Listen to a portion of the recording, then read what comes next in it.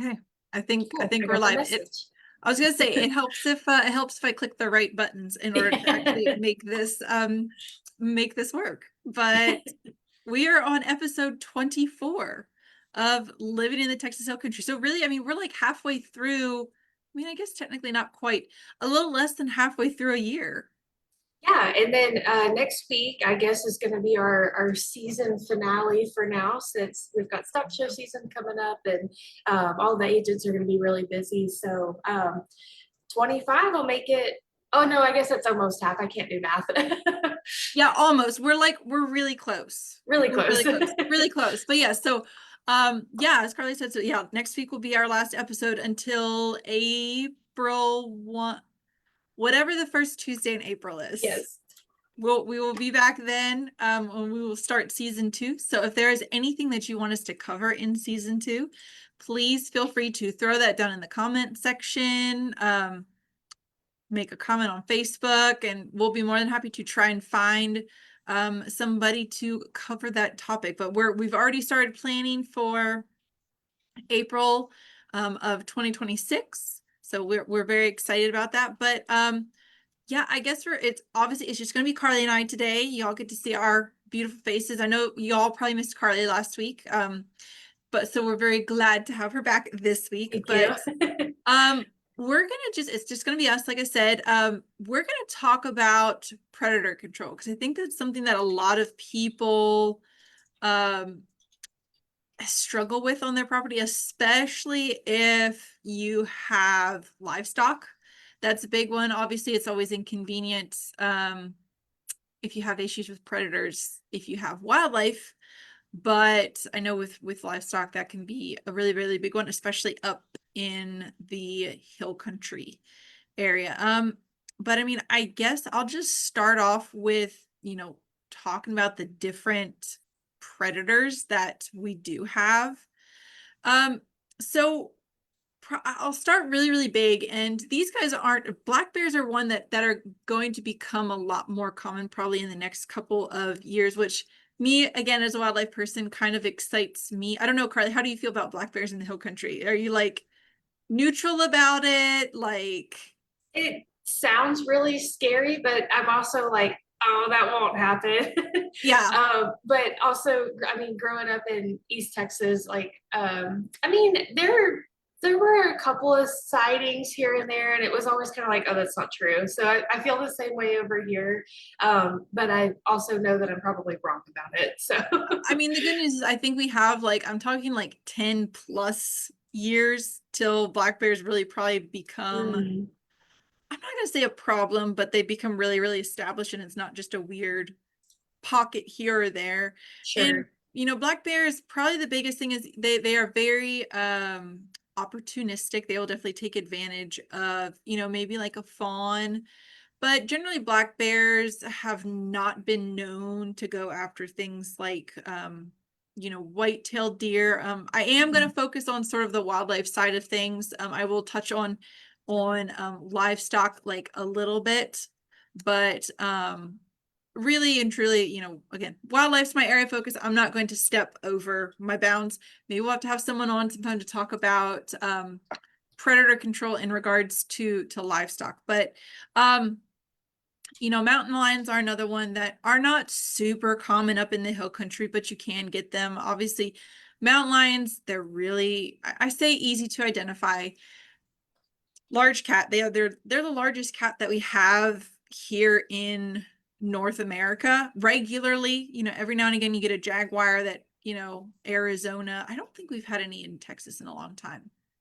Anyway, so mountain lion, tan coat, pretty easy to identify, but that's really and truly going to be the largest one that we're going to have here in the area. So then that's when you dive into sort of I call them like medium size because they're not really like small, but they're not really like, Massive.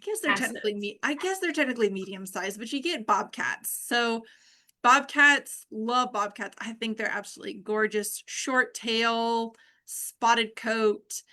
You could potentially confuse a an adult bobcat for a mountain lion cub, just because of the fact that mountain lion cubs are spotted. Hmm. Up until some point, biggest thing is that tail length is probably going to be the biggest thing. Mountain lions also kind of have, their ears are a little bit more like rounded versus bobcats, their ears are pointed.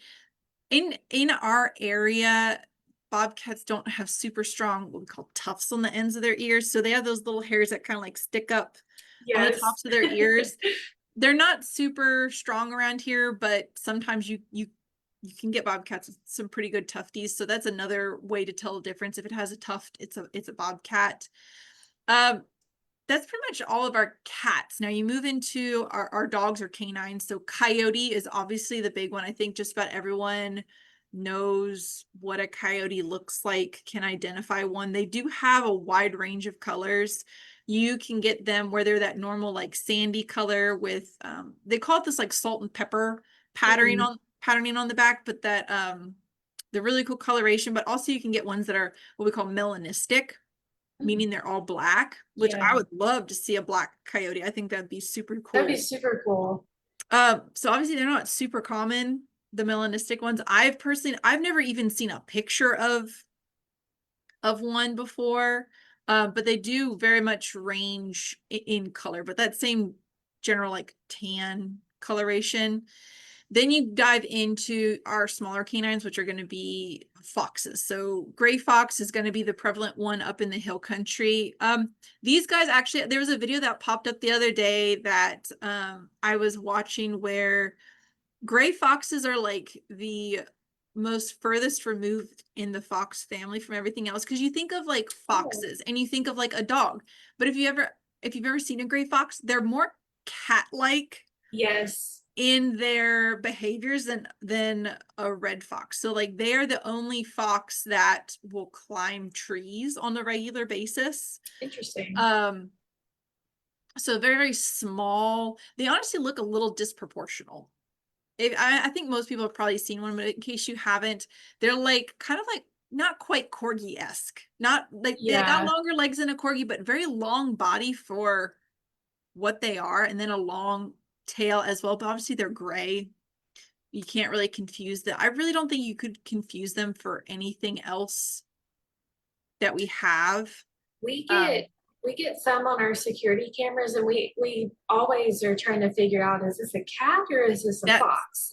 and that's the thing, is probably domestic animals are probably the one thing that you're going to get our wild counterparts confused with the native Oh counterparts. yeah, And yeah, foxes are going to be one of those that, yeah, they're kind of the gray fox. They're just like they're very cat-like, and they have a long tail, and unless you can get a really good look at their markings, um they are very hard to tell apart. So that's why definitely taking pictures, if you have game camera pictures, making sure that having some sort of scale of reference is a really good way to tell with game cameras, because that's probably one of the common things that I will get sometimes, is you get people that, everyone's, I've seen a Black Panther, which that's a whole nother talk. Black Panthers are not a thing here. They're not a thing here in the States. Fight me down in the comments. Or you get people that say, oh, I got a picture of a mountain lion on my game camera, and it's just a domestic cat. Biggest thing was that is knowing a scale of references. It's okay, that cat is next to a bush or a T-post or something, and it's like, okay, it comes up roughly this high. Now, obviously, you don't always have a scale of reference,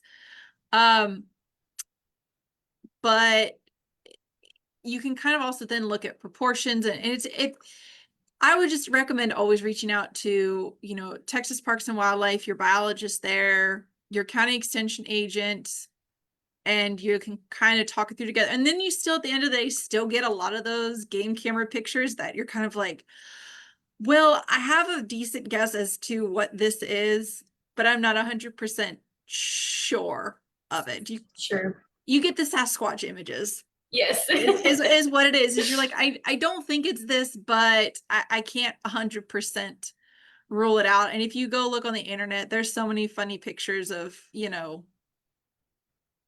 of wildlife and game cameras. I think there's multiple Facebook groups out there that people will post to, so sometimes you get some interesting pictures. Sometimes it's really funny. And it's one of those things where for me it's like a really good reality check, Hmm. because there's so many people in there that, like, you put a game camera up and you've never like these people put up a game camera and they have never a lot of this wildlife they don't get to see on a regular basis, because Yeah, a lot of our wildlife is going to come out when we're not around or it's dark outside. sure. So they're seeing images of this wildlife that they've never experienced before, and it's like a legitimate curiosity. So I think that also recommend putting out a game camera just to see what you can see, because I mean there's so many things that come in your backyard that you have like zero idea that they are For there. sure. The only time you know is if your trash cans are like raided or Yeah. stuff is destroyed in your backyard, which is not not always the best. But back into predators. So those are kind of like the mammal predators that we have, the major ones. Then you move into avian predators, which are definitely I mean, predators in general are a very hot topic, but avian For sure. predators are kind of a challenge, because at least with mammalian predators, a lot of the time is you're legally able to lethally remove them from the landscape, but avian predators are that loophole that you can't without going through a lot of permitting, because these birds are protected by the Migratory Bird Treaty Act, which is a Mm. federal law. So you cannot take them without, again, like extensive permitting and extensive proof that these birds are in fact predating on not necessarily wildlife, because they construe that as just a natural part of the circle of life per se, but extensive documentation in regards to if you have livestock that are being predated upon. I like So that you brought that up because whenever you first said avian, I was like, I don't think about that. You always think of bobcat, mountain lion. yep. Some people will say feral hogs are predators, and I don't disagree with that. But I never think about birds. Yeah. Birds are one of those that kind of slip under the radar, because yeah, they don't, I'm not going to say they cause no damage. I'm not even going to go as far as to say as they cause like little damage, but because I don't think we quite fully understand the extent of how much damage they Yeah, do or don't cause. But yeah, you think of the furry ones, the ones with the teeth that can hurt us, for could cause sure. us like direct harm, versus a lot of our raptors, they don't directly affect us. They affect our livestock or wildlife, but they don't affect us. So the biggest ones are going to be black vultures and probably crested caracaras are going to be the two major players. Um, you can occasionally get golden eagles in the hill country, but that's more of like a West Texas thing. And those golden eagles are like massive. And if you ever see one, you can kind of appreciate, you're like, oh, I kind of get that now. I kind of get why they could be a threat. Cause I mean, I think in Mongolia, they literally like hunt deer with these birds. Oh Like wow. I think there's like several videos out there on YouTube of people hunting with these birds. They're absolutely massive. Now you can back to black vultures, turkey vultures. Um I'm not saying turkey vultures will never predate on something, but of the black and turkey vultures are a little bit more on the docile side of things, versus black vultures are, as I like to call it, they're a little bit spicier with their personality. Yeah. They got a little bit more um, tenacity to them. They're the ones that'll push turkey vultures off of carcasses. So more than likely, if there's a predation and it's a vulture, it's probably a black vulture. And And is the turkey vulture, is that the one with the red head? yes. So, and that's what I Okay. was going to say is, a lot of these is, if you want to look up pictures, I very much recommend doing that. But fortunately, turkey vultures and black vultures are relatively easy to tell apart. Turkey vultures have that black head. Turkey vultures have that red head, and black vultures have a black head. Black vultures look really like stocky and short compared to the turkey vultures. Turkey vultures look, I like to say, a little bit more like proportional, and black vultures just look really, really stubby That makes sense. overall. I'm They like just, picturing them and I'm like, yeah, that's true. yeah, they're very, very stubby. And, we could dive into, flight identification, but that's a whole nother topic. We could dive into birds and I would go off the rails. Go Um, on Birding with Extensions Facebook page and they will talk about but that. yeah, we'll talk about vulture identification. But I guess one of the major things in regards to predation is a lot of the time, like you see a deer carcass and you can see it's been predated upon, but obviously the predator's not, they're not there. 9 times out of 10, they're not. So if you ever do stumble across a kill site, I always recommend that first off, you take pictures. Like you treat this like a crime scene. Um, take pictures, take video with, commentary of, well, I saw this or I saw that, making little notes, because each of those little clues are just, again, one more clue that's going to get us closer to identifying or potentially identifying what predated that animal.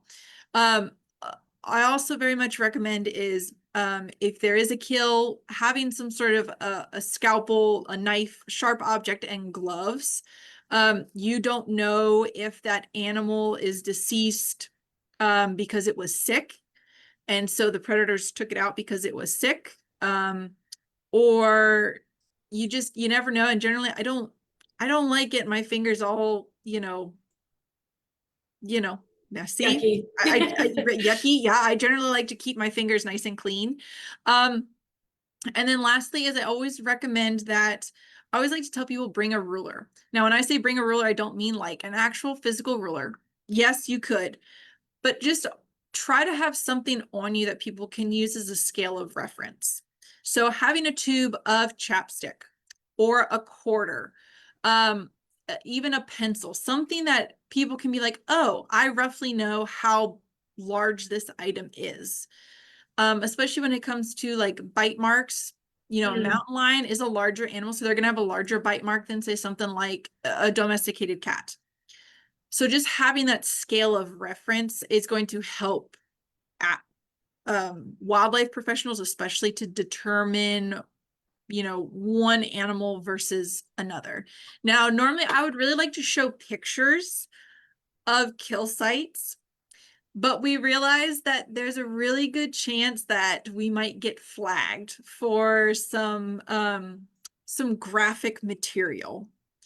So I'm not going to show my pictures because we don't necessarily want to get flagged. I want you to be able to watch this video later. Yes, we want you to be able to watch this video for a long time coming. So I will try to describe this stuff in detail. But you can try to look it up later. It's actually really hard to find pictures, and I don't know if it's a graphic thing. It's hard to find pictures of a lot of kill sites on the internet, just because I think most people don't take pictures of it first off. But generally it's just not something that a lot of people have interest in unless you're, like myself in the wildlife field. So with one defining feature of a feline kill is they will cache their food. So it simply means is they will eat their fill, they will gorge themselves, and then they'll go stash their kill off somewhere else or really close to where they killed that animal. And they'll always cover it up. So much like your house cat will use a litter box and then cover up their business. Mm. Same thing, except they're just storing it for later. So you'll basically, sometimes you'll come across, if you come across a cache site, it'll basically be like some legs sticking out from underneath a pile of leaves or a pile of grass. And you're like, why is this covered up? First sign of it being a cat or a feline kill. If it's a bobcat, obviously bobcats are a lot smaller than mountain lions. So when they are raking that material over top of the carcass, they're only going to have a reach of about like 13 to 14 inches versus something like a mountain lion is their reach is going to be like about 35 inches. So you can actually you'll be able to see, I say you'll be able to see depending upon the terrain or If there are rocks or are not rocks, you should be able to actually see those drag marks of them like scraping that material back towards you. And obviously like 13, 14 inches is significantly smaller than 35 inches. So that's a really good way to tell the difference. Sure. Now, obviously, in order to like kill their prey is, you know, they're going to use their teeth. They'll use their claws to help hold on to stuff, but teeth are going to be that main way that they kill. So, and unfortunately, when it comes to a dog versus like a cat kill, is the bite marks are going to be in relatively similar locations just because they're trying to immobilize that prey like as quickly as possible. So ideally, they're going to go for, you know, if it's a smaller prey item like a fawn, they're going to go for the head. If it's something larger, they're going to go for, you know, top of the head, like maybe back here or the back of the neck, just to try and, you know, again, make it quick. Sure. You will also get claw marks. And this is where that scalpel is really going to come in handy because you're not going to be able to see those claw marks from the outside because a lot of these animals are really, really furry. So skinning back that carcass, and what you're looking for is these like, they basically call them like quotation marks or like comma marks on the inside or like little teardrop marks. That's those claw marks that you're looking for or looking at. And you're only going to see those again from the inside of the skin where there is no hair. When it comes to where that animal's been, I'll say eaten out, generally cats have this tendency to eat out the chest cavity. So where the heart, the lungs are, that's a lot of where the organs are, which are really, really high in nutrients. So they're going to eat that out first, probably be full, cache it for later, come back, and then eat a lot of those muscle tissue, all of that muscle tissue. Secondly, but another characteristic of cat kills is a lot of the time they have these like really like surgical looking cuts to them. Like they're very, very clean because you think of like a cat, like cats and dogs both have really sharp teeth. But if you think of like a cat fang versus like a canine fang, like it's like Sure. needle versus like lead Yeah. pencil. Like they're both sharp, but there's just something really more menacing about a cat canine Yes, for sure. than a dog. So those cat teeth are like perfectly designed to act as like a pair of scissors and they'll just like shear stuff versus dogs are a little bit messier and they kind of like crunch stuff apart. I mean, think of like your cat, your domestic cat eating versus your dog. Most of the time dogs are not, they're not known They're for not this. clean about it. No, no, no, no, no. No, which kind of is it, that is a main characteristics of like canine kills. Is a lot of the time is they are quote unquote messy. They don't have like claws to hold on to that prey item. They are simply using their teeth to try to like immobilize. Generally with dogs, what they'll do is what's called is they'll hamstring their prey. So they'll cut those tendons or their hamstrings so they literally can't run away. And then, you know, they generally will start to eat their prey item while it's alive. If it's a larger prey item, which is, I always joke, it's like, if I have to choose a way to die, it's not going to be by any sort of like canine species of any kind. No, it doesn't sound It's not peaceful. pretty. It's not pretty. It's not peaceful. So yeah, so a lot of times canines are like I said, they're messy. Those bite marks are going to be relatively the same location, especially if it's a smaller prey item. Again, it's going to be on the head because they're trying to mobilize it as quickly as possible. But those larger prey items do give them a little bit more of an issue. So once they do have that prey item down and immobilized, they will tend to eat it from, unlike a cat that I said will pretty well eat the chest cavity out first. Dogs generally will sort of work from the back end and work up. Is kind of the nice way to Sure. put that. But you'll also see a lot of limbs like strewn about because sometimes they will hunt in groups. There'll be one or two, so you know they'll try to separate themselves apart. So you'll get like a leg over here, and you know maybe another leg over here.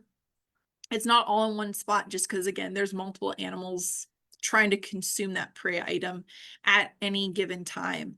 Um, and that's kind of the difference between dog and cats.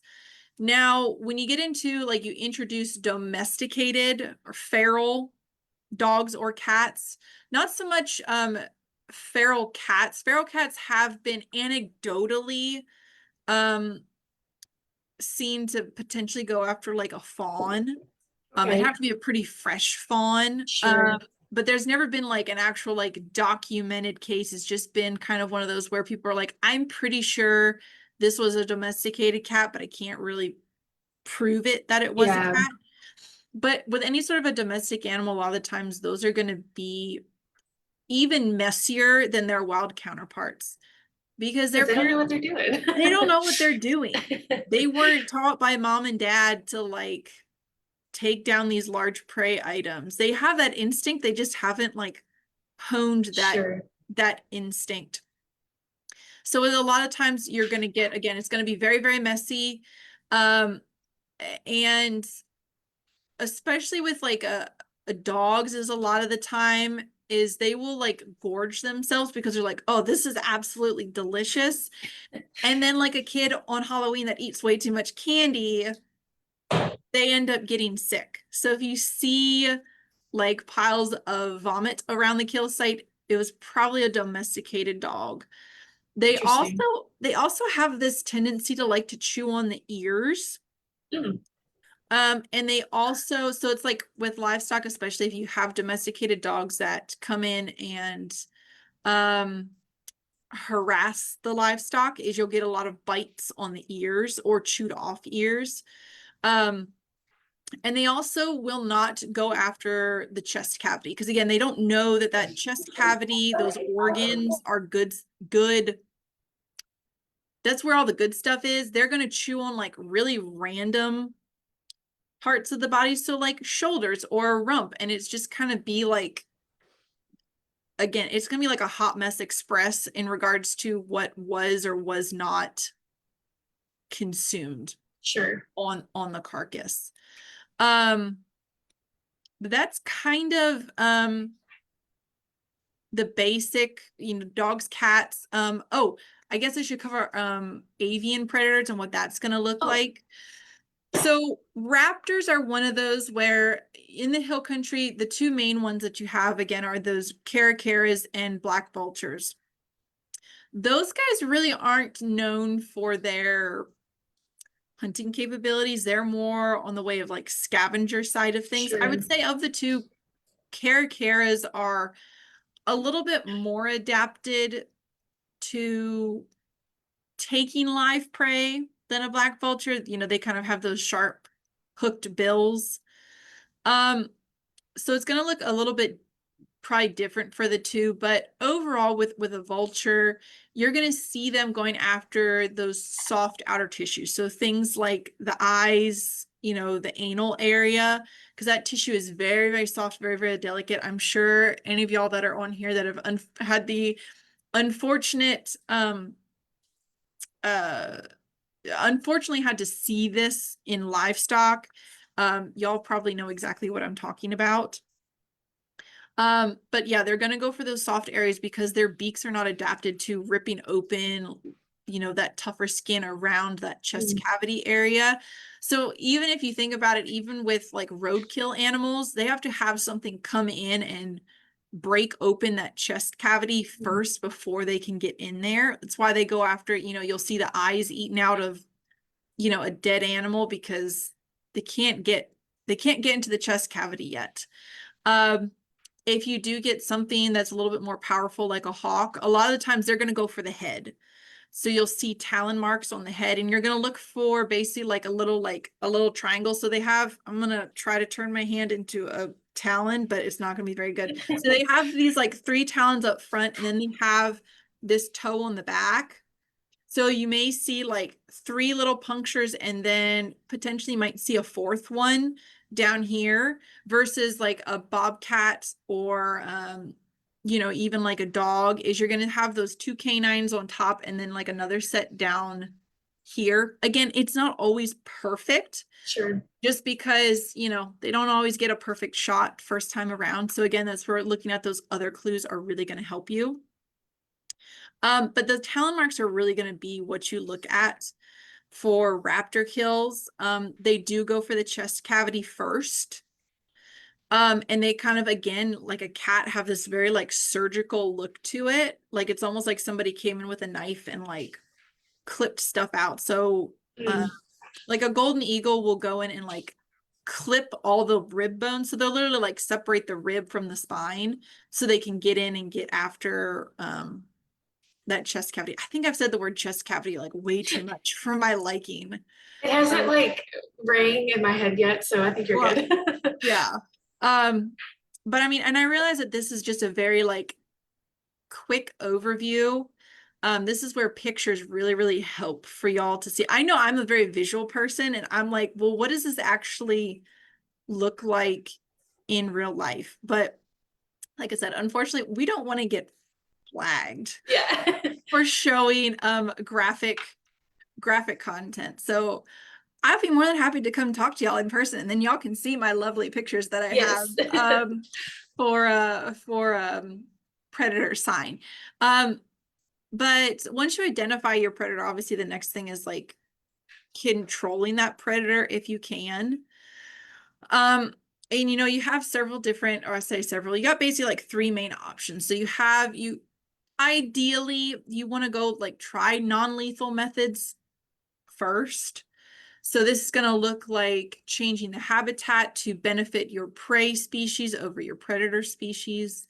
So creating a lot of cover for your prey species that they can escape to if there is a predator on the landscape. Putting up fencing can be an option. It's really fencing is really only going to work for coyotes, and that's if they don't decide to dig up underneath the fence. But most people already have fencing up anyway to keep in things like livestock. So just maybe making that fencing a little bit better or modifying it slightly can help with some of those predators. Trapping, non-lethal trapping is an option. Biggest thing with trapping in general is whether it's lethal or non-lethal, you really don't want to create trap smart animals. Good Because point. they become trap smart. It's going to be harder to trap them again, lethally or non-lethally in the future.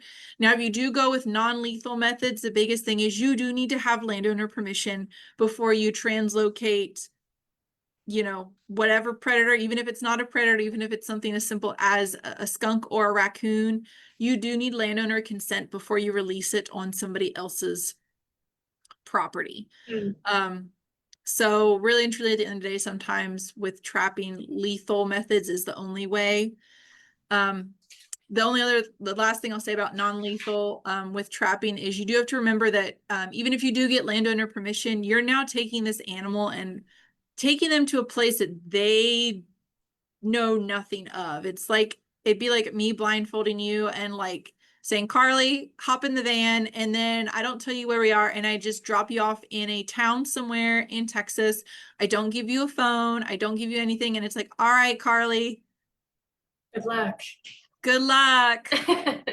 I mean, it's the same thing. You're taking this animal out of their comfort zone where they know the food and the water is and dropping them into a potentially hostile environment with other individuals of the same species that have already carved out their little hole in the world. So more than likely those animals will either one come back to your property or they will probably end up dying in that area because they may not be able to get enough food and water. Again, not always 100% write off, but just something to keep in mind. So obviously moving to lethal trapping methods. So for this is going to be things like a foothold trap or a snare.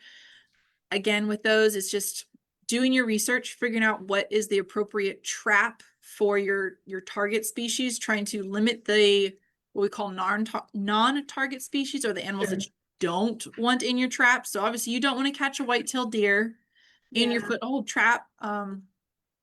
with your snare trap, you don't want to be catching things like, porcupines or your dog or the neighbor's dog.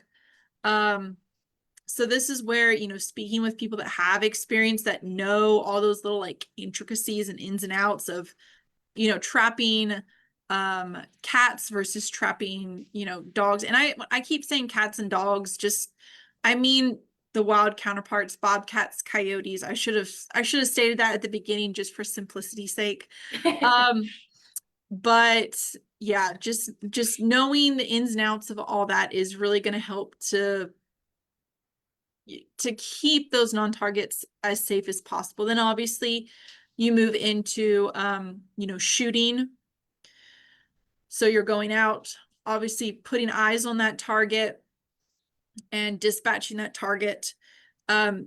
Shooting is great because you're putting eyes on that target and you're like, yes, this is a coyote. I am going to remove said coyote from my property. Versus trapping, it's like, well, I'm going to put this out and hope I trap a coyote.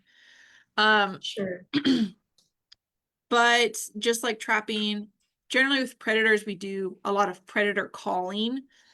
So, using, there's multiple different brands out there using different scents, different lures, mouth calls. But again, sometimes you can create not trap, call shy animals. It's normally especially with recordings, it's generally the same handful of recordings. I mean, these guys are smart. They have to be smart in order to outsmart their prey item. Absolutely.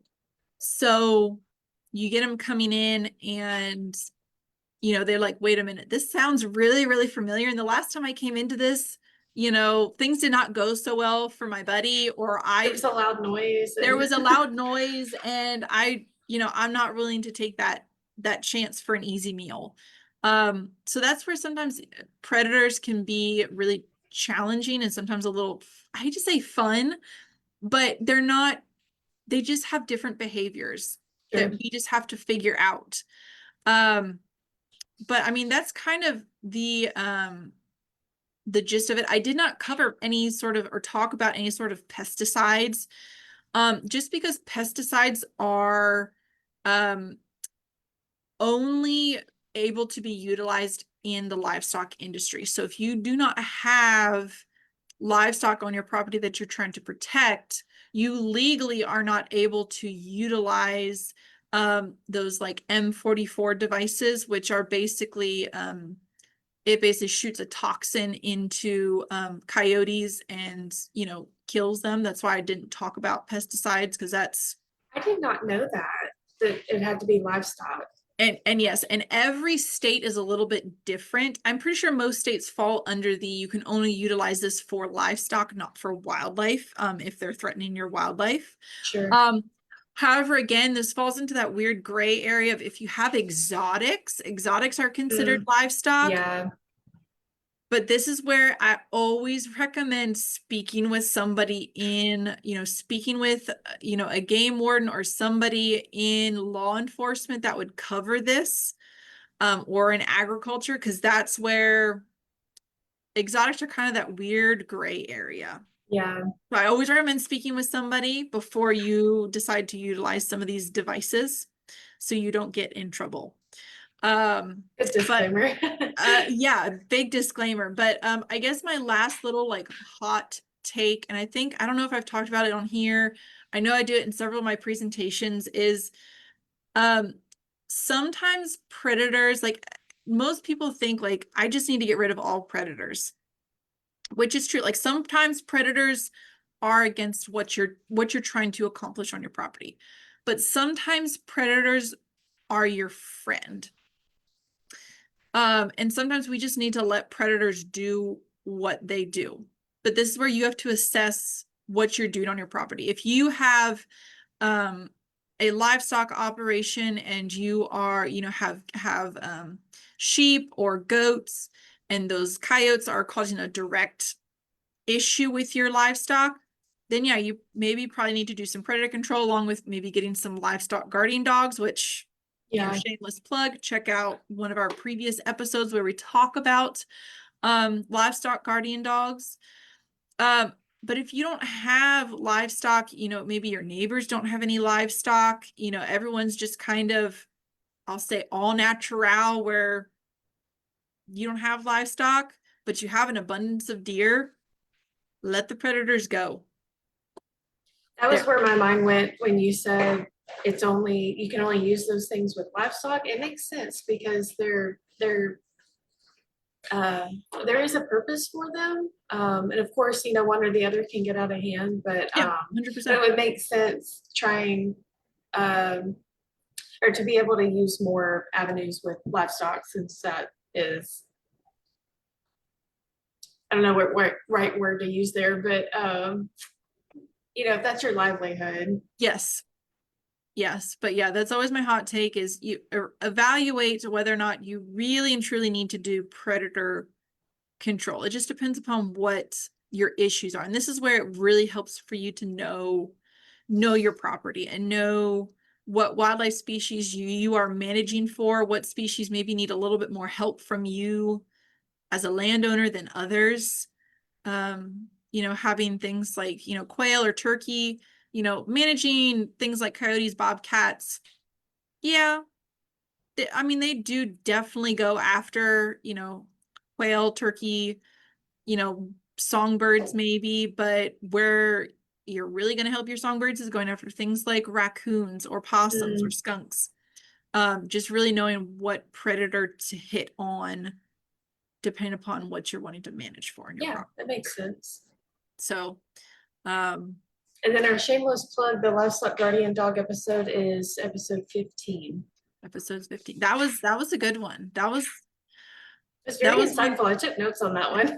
I know, and that's one of those where I feel like it's a great tool potentially for your property. Because it is definitely a whole nother level of responsibility that you have to care for, a different level of responsibility than you know, sheep or goats, just because if your livestock guardian dog gets on someone else's property, that's when it becomes problems. But um anyway, I mean, that's really all I have about predators. If y'all have any questions, you're more than welcome to reach out to myself. I'm always happy to help identify potential kill sites on your property, or a who done it scenario.